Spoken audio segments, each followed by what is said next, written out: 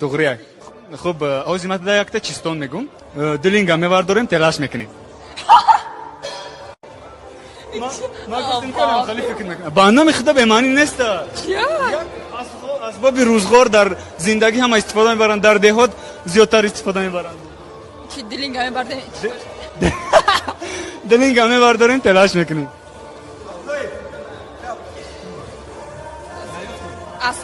اسبابای یاردم میکنیم در قشلاق در دهات بسیار استفاده میبرن این خیلی علافچکنک نه اگه تو خیلی علافچکنک کدی دو برنامه بحریدی نمورا میگم نه نیفتی خوب دوستانی عزیز های نمیگم شه عربا دلینگا میوارداره تلاش میکنی میره با چی فکر کردی شما میدونم تو چی فکر کردی با من تلفن کنی حالا میگیریش استوریز میکنیم قطعا فاندم نمیکنی نه نمینم خب نمینی فاندم نکنی جونما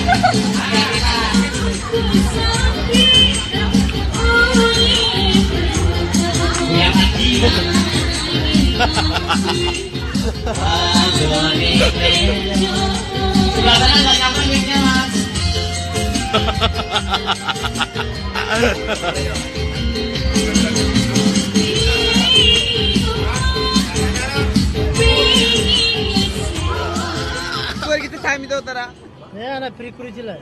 چی کوریتی؟ پریکوریتی و انا چیخ میشد چیخ کنید چیخ شود گیره تیه نباشد یک بار اپا خودتون گیرید من دستم رو به باند افتاد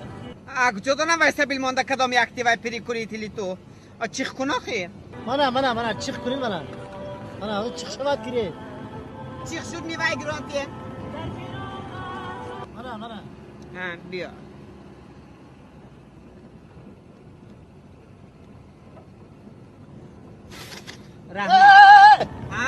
و دانی گرگید نیا با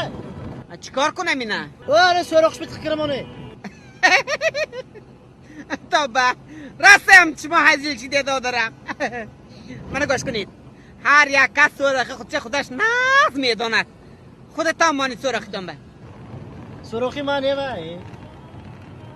زم آدم بودید